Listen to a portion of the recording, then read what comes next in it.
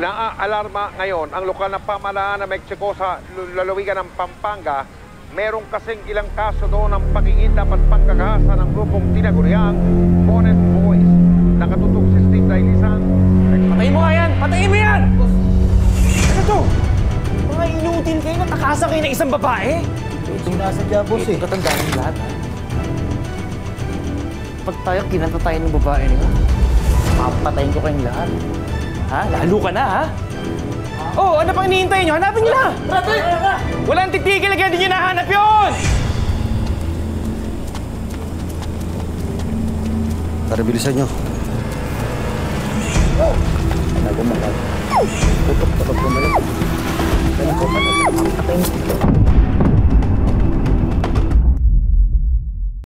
Araw-araw, nagdarasal tayo na sana'y maging ligtas at malayo sa kapahamakan. Pero may iba yatang sadyang lapitin ng kamalasan. Kamakailan, naging laman ng mga balita ang isang grupo ng mga kidnapper na kung tawagin ay Bonnet Gang sa Pampanga. Isang babae po ang nakilala ng wish ko lang na hindi lang isa, hindi lang dalawa, kundi 3 beses nilang nabiktima. Ito po ang kwento ng pakikipagbunong braso ng isang babae sa peligro. Bilisan na natin, anak, at magluluto pa ako. Mamaya maagang dumating ang tatay mo. Nay, di ba sabi ko naman sa inyo, buti na nga akong sunduin kasi maaga naman matatapos yung group work namin. Saka kaya ko naman umuwi mag-isa. Basta gusto kong sinusundo kita at hindi ako magsasawa. Kaya bilisan na natin, Rika! Anak, tatay mo ba yan? Nay! Nay! Hayop ka, Ader! Ha? Hanggang ngayon nilolako mo pala ako! Hayop ka! Wala kang kasawa-sawa! Hindi ka na naawa sa akin! Nilolako mo ako! Hayop ka! Hayop ka! Hindi ka na naawa! Elena! Hindi mo na ba alam mo? May asawa na siya! At kumakapit! Walang iyan! Halika ka! Hindi na kayo naawa sa akin! Ha? Hayop kaya! Tumigil ka na, nakakaya sa mga tao. Uwi na tayo, Nay. Awa sa akin? Elena! Babe, dito ka lang!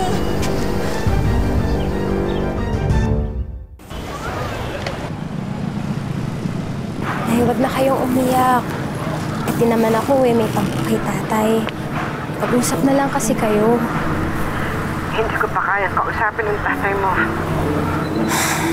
Kayo bahala. Pero kung ako tatanungin nyo, bigyan nyo na lang ng isa pang chance, Tay. Mag-usap na lang po kayo. Hayaan nyo po, mag-usap na lang po tayo dyan sa bahay, ha? Anak, pasensya ka na ha kung hindi na tuloy kita nasusundo. Okay lang po yun, Nay. Kaya ko naman po umuwi mag-isa eh. Bye-bye po. Pasok nyo na yan. Mama na lang Sino sana. kayo? Dalihan nyo! Tulong! Baka mangyari ako! Ano ba?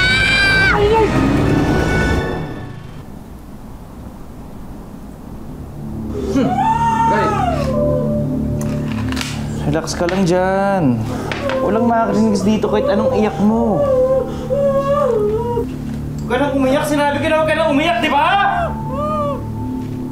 Ayoko nang maingay! Anak, gusto mo na saklolo? Gusto mo ako pang sumigaw eh! Oh, saklolo na! Tulungan nyo! Ano? May nakadinig ba sa'yo? Meron, ha? Wala, di ba? Sinasayang mo lang yung luha mo eh.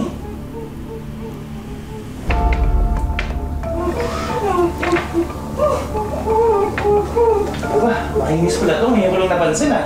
Tara, game na! Ops! Ako muna! Pare, teka lang. Di ba masyadong bata yung nakuha natin?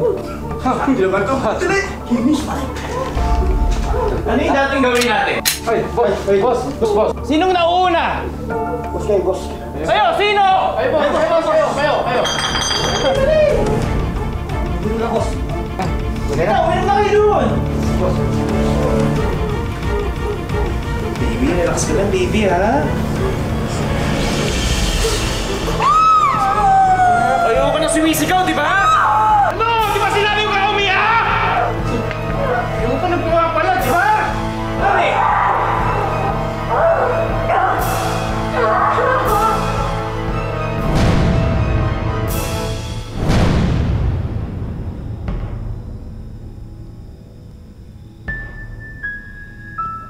Hoy, Chard!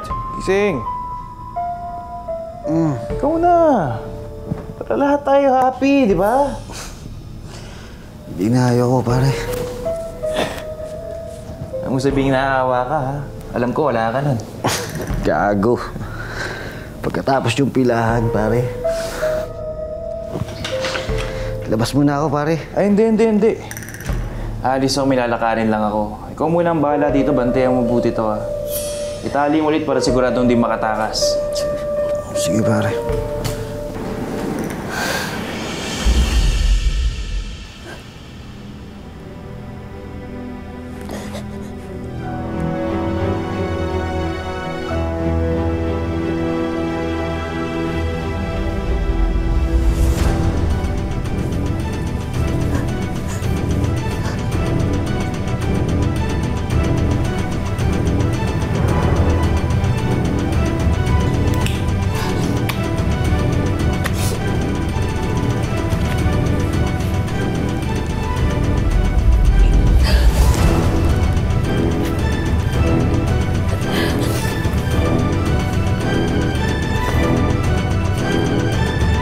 Laking pasasalamat ni Faye at nakatakas siya mula sa kanyang mga kidnapper. Pero hindi niya akalaing simula pa lang pala ito ng mga kasumpa-sumpapang pangyayari sa kanyang buhay. Sir, ma'am, pinuntahan na ho namin ang bodega ang itinuturo na anak ninyo. Pero wala ho kami inabutan. Huwag ho kayong mag-alala, gagawin ho namin ang lahat ng magagawa namin. Hindi ho kami papayag na hindi managot ang may kagagawa nito sa anak ninyo. Napakawalang yan nila. Dapat sa kanila mabulok sa kulungan at masunog sa impyerno! Sir, pasensya na ho kayo. Alis na muna kami. I-update na lang ho namin kayo. Ma'am.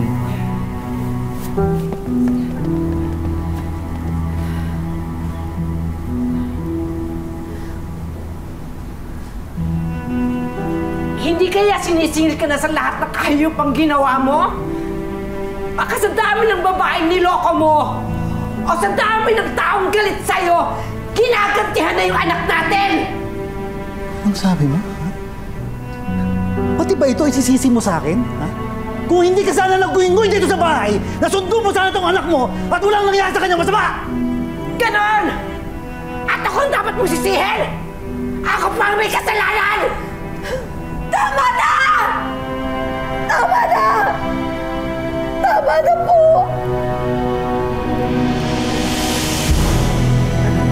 Anak, I'm sorry. Tama na! Sino anak? Sorry, anak.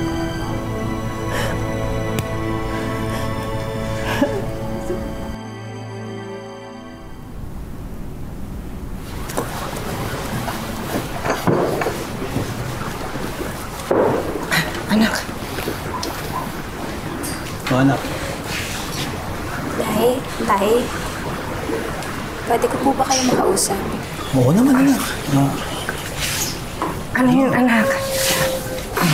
Kumusta na pala pakiramdam mo? Ilang linggo na po kasi yung nakalipas. Tatanggapin pa kaya ako ng school ko? Kasi gusto ko po sana ulit pumasok. Anak, kaya mo na ba? Opo. Hindi ko naman po hahayaan na masira yung buhay ko dahil dun sa nangyari. Gusto ko pong makatapos. Gusto ko pong kumuha ng criminology pagkatapos po ng high school. Anak. Kakausapin ko yung principal ninyo. Ngayon din, pupunta na ako sa kanila. Maraming salamat po, Tay. Nay. Tay. May isa pa po akong hiling sa inyo.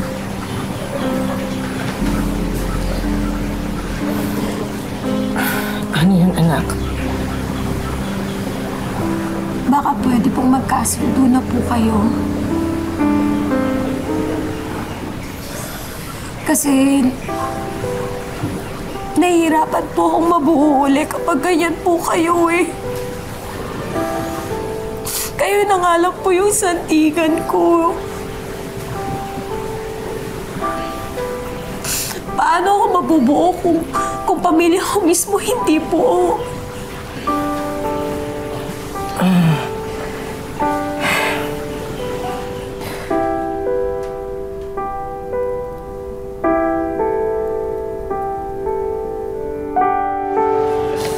Nay, pauwi na po ako kasi maaga po natapos yung klase ko. Ha? Teka, hintayin mo ako ha, susundin kita. Hindi na po, Nay. Ako na lang po mag-isa. Mag-iingat po ako. Pero anak, mag-ingat ka ha. Pauwi na po ako, ha? Antayin niyo ako. Bye-bye.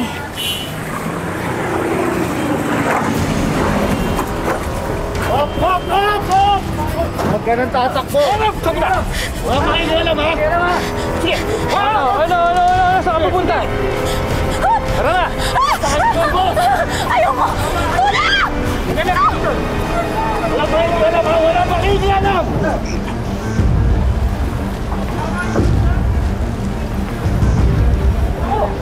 Tara! Tara!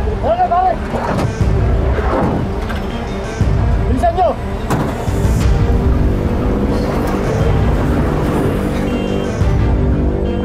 Wish ko lang.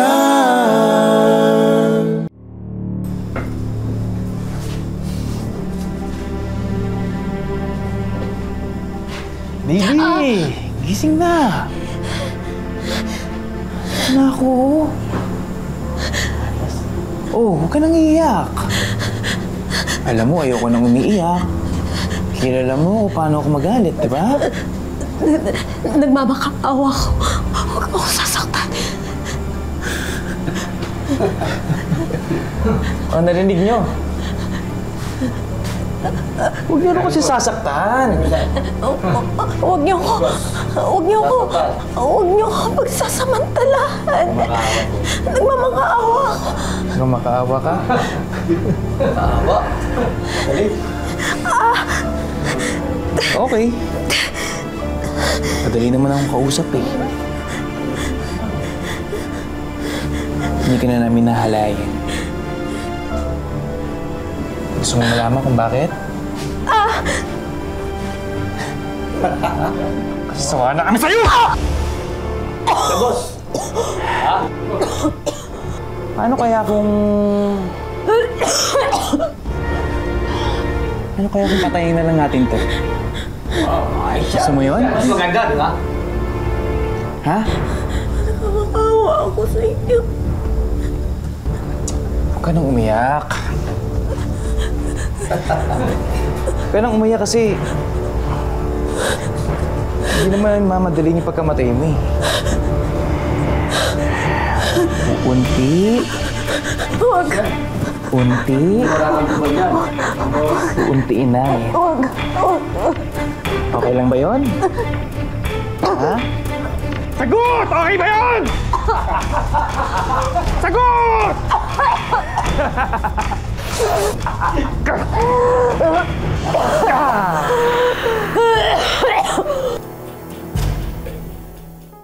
Akala ni Faye, sa bangungot lang pwedeng mangyari ang lahat ng sinapit niya. Sa pagkakataong ito, hindi lang katawan niya ang halos madurog, kundi pati na rin ang kanyang pagkatao at kaluluwa. Kung sakaling muli siyang makapuslit sa mga masasamang loob, magawa pa kaya niyang takasan ang masamang alaalang ito?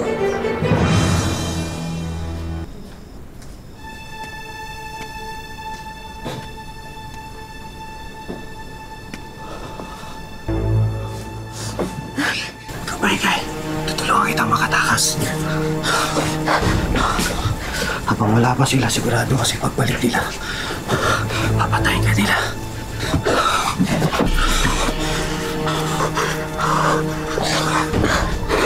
Saan mo? Atila na!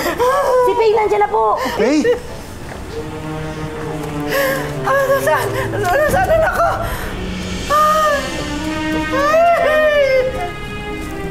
Anak? Anong nangyari, anak? Ano nangyari sa'yo? Ano nangyari sa'yo? Let's go!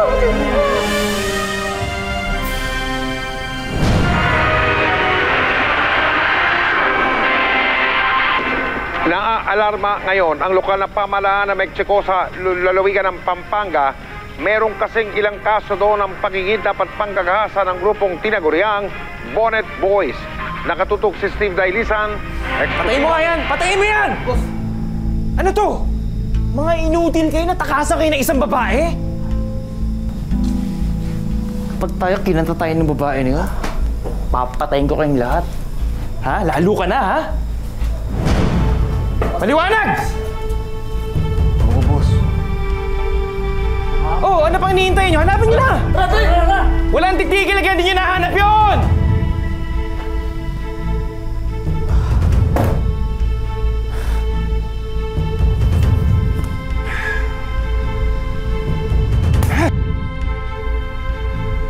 Happy birthday to you! Happy birthday! Sige na, hipa na yung kandila, pero mag-wish muna. Yun.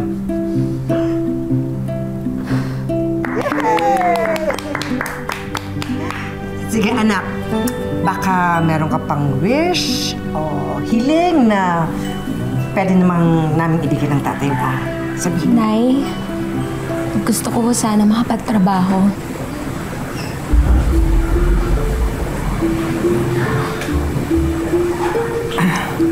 Pero anak... Nay, nakapag-submit po ako ng resume ko dun sa isang department store. Inaantay ko lang po yung balik nila.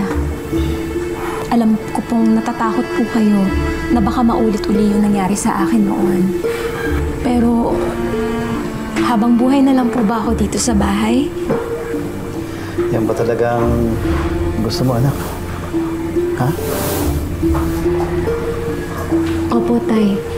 At kapag handa na po ako, babalik po ako sa kolehiyo.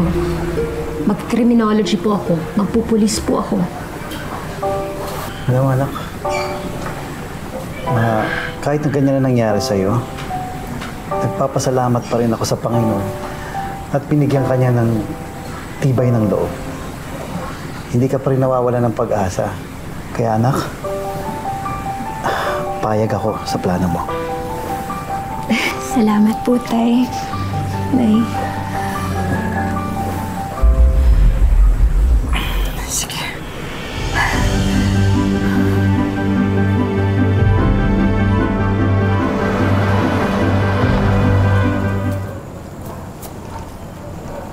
Para bilisan nyo.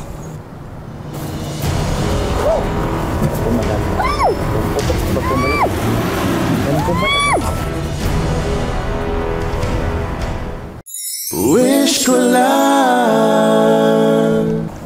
Para bilisan nyo.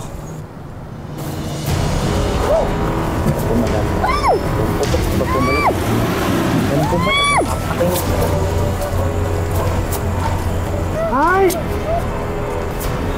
Ay!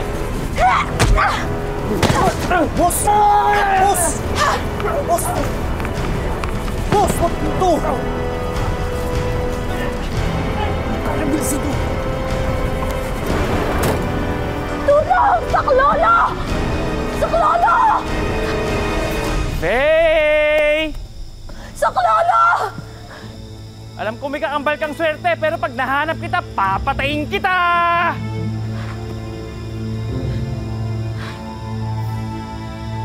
Pakita ka na! Huwag mo na akong pag-agurin! Faye! Asan ka? Huwag mo na sayakin yung pagod mo!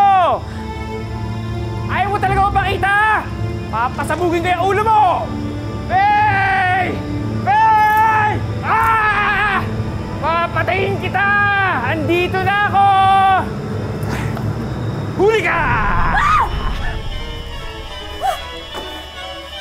Harap! Para makita mo kung sino yung papatay sa'yo.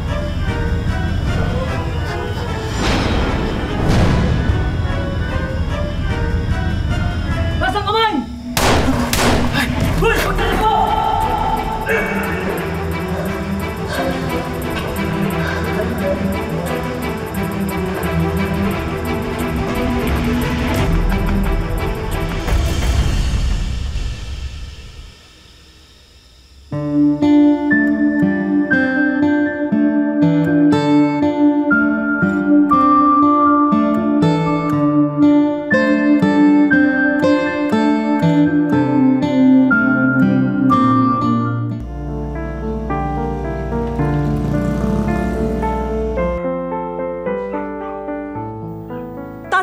taon na ang nakalipas, sariwa pa rin kay Faye ang trahedyang sinapit sa kamay ng kanyang mga kidnapper. Kahit naman po siguro sino masasaktan, lalo na ganun ka palang kabata tapos nakuha na nila yung virginity mo. Pakiramdam noon ni Faye ay walang nakauunawa sa kanyang pinagdaraanan. Minsan na nga, naisip niyang takasan ang kanyang mga problema sa paraan na inaakala tama at madali. Noong time po na yun, ginawa ko po talaga nun yun.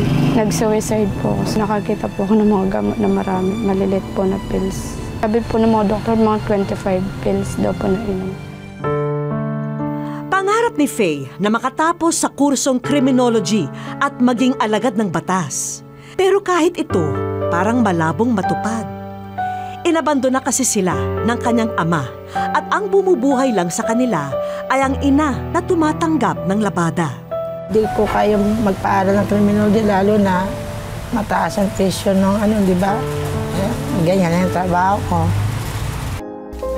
Sa pagbisita namin kay Faye, napag-alaman naming ang 4 na sulok lamang ng kanilang tahanan ang kanyang mundo sa ngayon. Hangad namin na sana'y matutuhan ni Faye na muling makisalamuha sa mundo at harapin ang mga susunod pang yugto ng kanyang buhay na sana'y maging mas masaya at magaan na.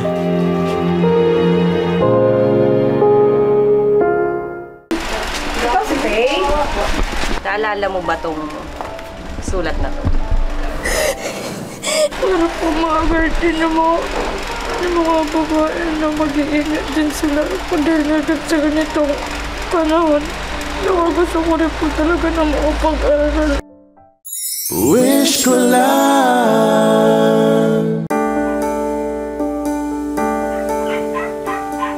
Isang ordinaryong araw lamang ito para kay Faye na nooy nilalambing ng kanyang ina.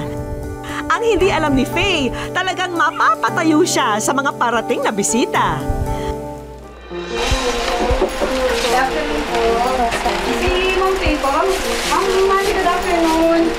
Ikaw si Faye? Good afternoon. Ako si Police Lieutenant Vivian Placido, si Police Lieutenant Angeles, saka si Police Corporal Bulgarian. Hello! Taga-Police Mexico. Pangarap ni Faye ang maging alagad ng batas tulad nila, kaya naman may special house visitor siya. Isa sa requirements kasi sa pagiging pulis, kailangan sharp yung memory mo. May test kaming gagawin sa'yo. Naalala mo ba itong sulat na to? Familiar ka ba dyan? Sa mga ngiti pa lamang ni Faye, batid na naming naalala na niya ang sulat na ipinadala niya. Wish ko na. Hello, Faye. Ikaw ay nasa Wish ko lang!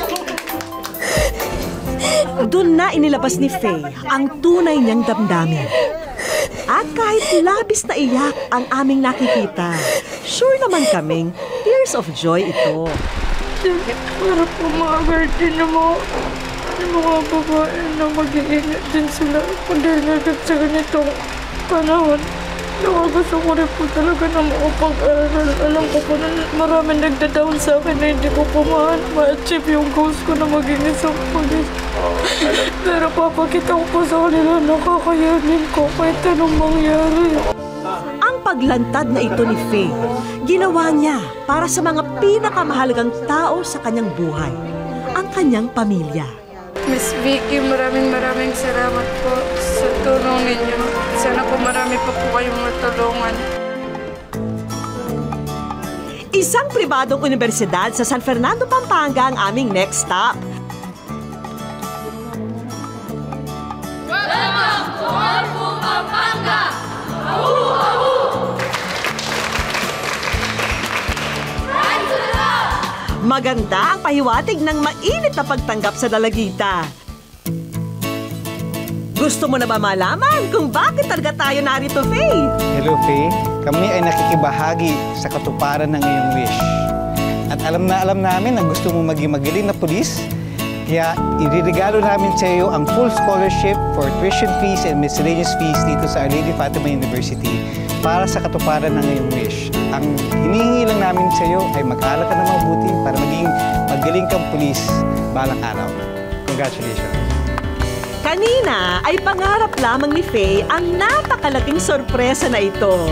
Congratulations, Faye! Wish granted ka na! Maraming salamat po sa scholar na to. Pangako po na pagbabutihin ko po yung pag-aaral ko. Hindi ko po sasayangan itong opportunity na binigay niyo sa akin.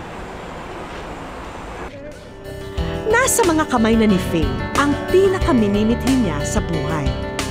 Kaya naman mag-ready ka na dahil ilang linggo na lamang ay pasukan na. Pero hindi pa tayo tapos ha. Ang problema mo sa pagpasok sa school, sosolusyonan na rin namin. Ngayon din ay may uwi mo na ang brand new motorcycle na ito, Faye. Ingat sa pagpapatakbo ha at laging magsuot ng helmet, Faye. Sa loob ng 4 na taon sa kolehiyo, muling bubunuin ni Faye ang kanyang magandang kapalaran. Yung mga binigay niyo po sa akin, papakalagaan ko po lahat ng yun. Sa lahat ng bangungot na kanyang naranasan, nalagpasan at napagtagumpayan, batid namin kung bakit inukol ng Diyos na makaligtas siya. At yan ay upang nandito siya ngayon para ibahagi ang kanyang kwento at magsilbing inspirasyon sa mas nakararami. Good luck sa'yo, Faye! See you sa araw ng iyong graduation! Ibang klaseng tapang at tatag ng loob ng isang babae ang ipinakita ni Faye. Ilang ulit man siyang pilit pinapatumba ng kapalaran, ay mas pinili pa rin niyang bumangon at mabuhay. Isang paalala po ang nais naming iwan sa inyong mga kapuso, lalo na po sa ating mga kababaihan. Maging mas mapagmatyag, mas mapagmasid sa paligid at doblehin pa po ang pag-iingat. Ako po si Vicky Morales at ito po ang Wish Ko Lang. Mga kapuso, ako po ulit si Piling Mendoza at abangan niyo po ang Wish Ko Lang after ng tadhana. Iniimbitahan ko po kayo na panoorin itong episode na ito dito sa Wish Ko Lang pagkatapos ng tadhana.